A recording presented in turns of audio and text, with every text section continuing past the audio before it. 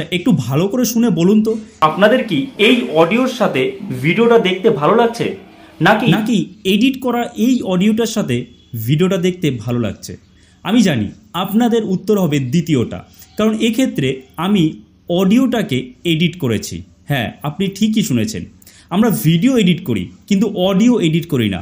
যে কারণে আমরা মাইকের পেছনে 2 থেকে 3,000 টাকা খরচ করার পরেও আমাদের ভিডিওর অডিও বোরিং হয়, যে কারণে ভিউয়ার্সরা আমাদের ভিডিও বেশিক্ষণ দেখে না এবং অডিয়েন্স রিটেনশন কম আসার কারণে সেই ভিডিওতে ভিউজও আসে না। অর্থাৎ কোনো ভিডিওতে বেশি ভিউজ আনার ক্ষেত্রে ভিডিও কোয়ালিটির সাথে সাথে অডিও কোয়ালিটিটাও সমানভাবে গুরুত্বপূর্ণ। তো আপনি হয়তো মাইকের পেছনে 2 থেকে 3,000 টাকা অলরেডি খরচ করে ফেলেছেন, কিন্তু তারপরেও আপনি এই 3টি প্রধান সমস্যার মুখোমুখি হচ্ছেন। কি? প্রথমত ইকো সমস্যা। আপনি যতই মাইক কেনেন না কেন আপনার ভিডিওতে ইকো আসছে। দ্বিতীয়ত ব্যাকগ্রাউন্ড নয়েজ। আপনি এত টাকা দিয়ে মাইক কিনেছেন তবুও ব্যাকগ্রাউন্ড নয়েজ কিন্তু চলেই আসছে। আর তৃতীয়ত আপনি আপনার ভিডিওর যে ভয়েসটা সেটা শুনে নিজেই ভয় পেয়ে যাচ্ছেন। তাহলে ভাবুন তো যে আপনার ভিউয়ার্সরা কেন সেই ভিডিও দেখবে? তো আজকের এই ভিডিওতে আমি এই 3টে সমস্যারই সমাধান আপনাদের বলে দেবো। আর হ্যাঁ, একটু বলে দিই যে এখানে আমরা কোনো রকম মাইক্রোফোন ইউজ করব না। অ্যাকচুয়ালি আমার কাছে কিন্তু এখন কোনো রকম মাইক নেই। তো কাজেই আপনিও যদি আপনার ভিডিও কোয়ালিটির সাথে সাথে অডিও কোয়ালিটিটাও সুন্দর করতে চান, আপনার অডিওটা ক্রিপসি করতে চান, তাহলে আজকের এই ভিডিওটা আপনার জন্য খুবই গুরুত্বপূর্ণ। কথা দিচ্ছি আজকের এই ভিডিও দেখার পরে আপনার ভিডিও কোয়ালিটির সাথে সাথে অডিও কোয়ালিটিটাও অনেক পরিমাণ বেড়ে যাবে। তো চলুন শুরু করা যাক। তো প্রথমেই আমরা কথা বলি ইকো সমস্যা নিয়ে। আমাদের ভিডিওতে ইকো কখন আসে? দেখুন, ইকো তখনই আসবে যখন আপনি এমন একটা ঘরে আপনার ভিডিওটা শ্যুট করছেন যে ঘরটা অনেকটা বড় এবং ঘরটার আয়তনের তুলনায় সেই ঘরে জিনিসপত্রের অনেক অভাব রয়েছে, মানে কম জিনিসপত্র রয়েছে। তো সেক্ষেত্রে আপনাকে ঘরটাকে জিনিসপত্র দিয়ে ভর্তি করতে হবে। সেটা যদি আপনি না পারেন তাহলে আপনাকে অ্যাকোয়াস্টিক ফোম লাগাতে হবে, মানে দেওয়ালে। সেটাও যদি আপনি না পারেন তাহলে সেক্ষেত্রে আপনি কি করবেন, যেখানে ভিডিও করবেন ঠিক তার সামনে, মানে আমি এখন এই যে বসে আছি, সামনে ফোন রয়েছে, এই ফোনের পেছনে একটা বড় লম্বা করে চাদর টানিয়ে দেবেন। এর ফলে কি হবে, আপনার যে ভয়েস সেটা কিন্তু ডিরেক্ট আপনার সামনের দেয়ালে গিয়ে লাগবে না, যার ফলে দেয়াল আপনার ভয়েসটাকে রিফ্লেক্ট করবে না, আপনার ভিডিওতেও কোনো রকম ইকো আসবে না। তো ইকো সমস্যার সমাধান হলো, ঠিক আছে। তো এবার আসি ব্যাকগ্রাউন্ড নয়েজের ক্ষেত্রে। তো ব্যাকগ্রাউন্ড নয়েজের প্রবলেম আমরা কিভাবে সলভ করব? দেখুন, আপনি হয়তো অনেক টাকা খরচ করে একটা মাইক কিনেছেন, সেই মাইকটা আপনি আপনার ফোনে লাগিয়েছেন এবং তারপরেও আপনার মাইক ছাড়া অডিওর যা কোয়ালিটি হয় মাইক দিয়েও সেই কোয়ালিটি হয়। আমি বলে দিই এটার কারণটা কি। যখন আমরা ভিডিও করি তখন আমাদের ফোন যতই এক্সটার্নাল মাইক লাগানো থাকুক না কেন, ইন্টারনাল যে মাইক রয়েছে বা মাইক্রোফোন রয়েছে সেটা দিয়ে কিন্তু অডিও রেকর্ড করে। তো তার জন্য কি হয়, অনেকে কি করে, ওপেন ক্যামেরা অ্যাপ, এই অ্যাপটা ইনস্টল করে এই অ্যাপের মধ্যে এই যে অপশান রয়েছে এক্সটার্নাল মাইকের অপশান, এইটা অন করে দেয়। কিন্তু এতে কি হয় আপনারা নিজের চোখেই দেখুন। তো এখন যে ভিডিওটা আপনি দেখতে পাচ্ছেন এটা ওপেন ক্যামেরা অ্যাপ দ্বারা শ্যুট করা হয়েছে। আর এই যে ভিডিওটা এটা কিন্তু আমার ফোনের যে ডিফল্ট ক্যামেরা রয়েছে সেই ক্যামেরা অ্যাপ দিয়ে শ্যুট করা ভিডিও। তো আপনারা ভিডিও কোয়ালিটির ডিফারেন্সটা তো বুঝতেই পারছেন। তো এই কারণে আমরা মোটেই ওপেন ক্যামেরা অ্যাপ ইউজ করব না।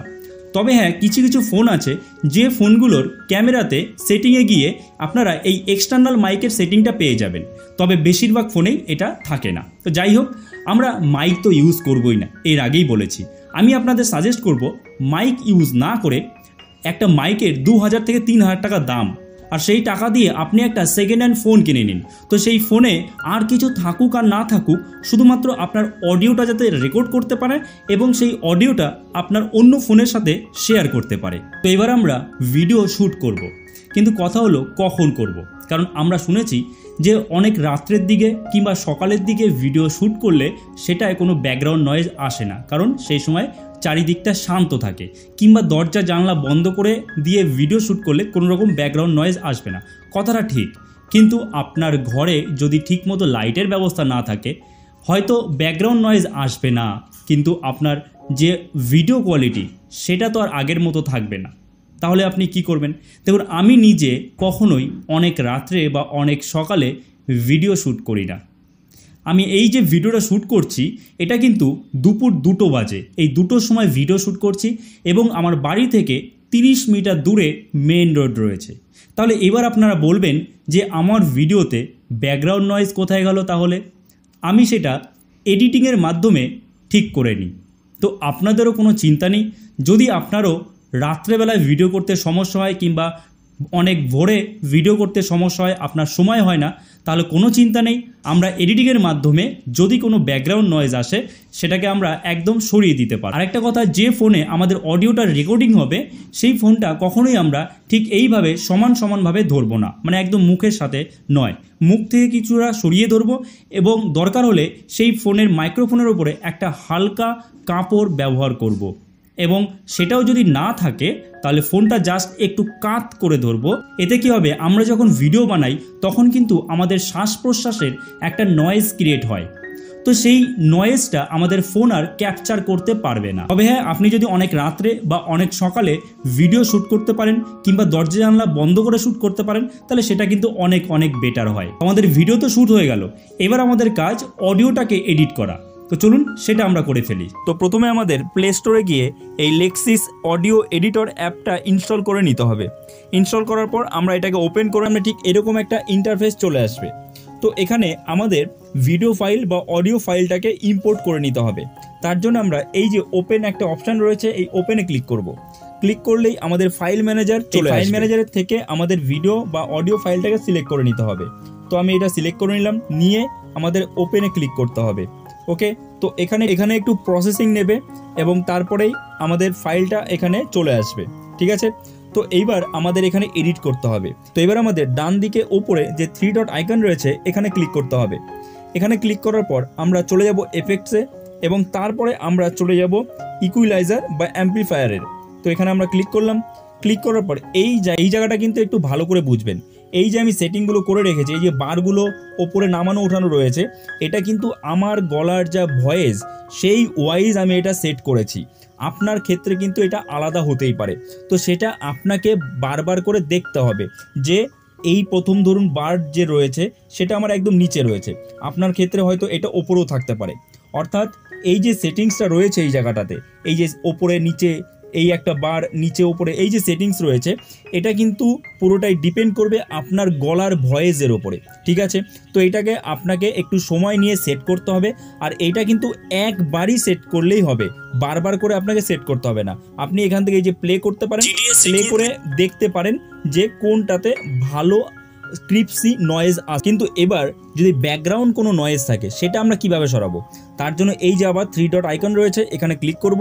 ক্লিক করার পর আবার যাব এফেক্টসে এবং এইখানে দেখুন একটু স্ক্রল করলেই দেখতে পাবেন নয়েজ রিডাকশন। এই নয়েজ রিডাকশানে ক্লিক করব। ক্লিক করে শুধুমাত্র এই যে ওপরে রয়েছে থ্রেশহোল্ড, ভালো করে দেখবেন একদম ওপরে থ্রেশহোল্ড যে রয়েছে ওপরের এই বারটাকে আমরা পরিমাণ মতো কমিয়ে বাড়িয়ে নেব। তবে এটা আপনি যত বাড়াবেন তত আপনার ভিডিওর ভলিউম কিন্তু কমবে। তো সেটা আপনি পরিমাণ মতো ভালো করে এটা বাড়িয়ে বা কমিয়ে নেবেন যাতে ব্যাকগ্রাউন্ড নয়েজও না থাকে এবং ভলিউমটাও ঠিকঠাক থাকে। তো এই হচ্ছে সেটিংস। এখানে কিন্তু আর কোথাও আপনাকে হাত দিতে হবে না, শুধুমাত্র এই থ্রেশহোল্ডটা সেট করলেই হবে। এত কিছু করার পরেও আমাদের কিন্তু আরও একটা সমস্যা হবে সেভ করতে গিয়ে। যখন আমরা সেভ করব, এই সেভে ক্লিক করব, ক্লিক করলে আমরা দেখতে পাবো এই যে এই ফাইলটা এটা .m4a এই এক্সটেনশনে সেভ হবে। কিন্তু কাইনমাস্টার সহ বেশিরভাগ ভিডিও এডিটিং অ্যাপগুলো M4a এই এক্সটেনশনের ফাইল সাপোর্ট করে না। তার জন্য আমাদের MP3 সেভ করতে হবে। কিন্তু যখনই আমরা MP3তে ক্লিক করব এবং তারপরে সেভে ক্লিক করব, ক্লিক করলেই এখানে দেখিয়ে দেবে যে পারচেস করতে হবে, মানে ফ্রিতে MP3 আপনারা পাবেন না, তার জন্য এখানে পারচেস করতে হবে। তাহলে কি উপায় কি? কোনো চিন্তা নেই, আমরা এখানে M4a অর্থাৎ এই যে M4a এটাতেই সেভ করব, এই ফাইল এক্সটেনশনেই।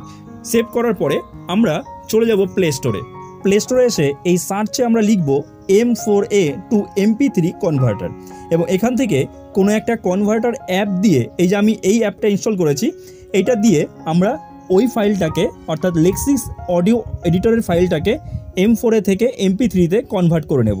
সো ভিডিওটা এখানেই শেষ করছি, দেখা হচ্ছে নতুন কোনো ভিডিওতে, সবাই ভালো থাকবে।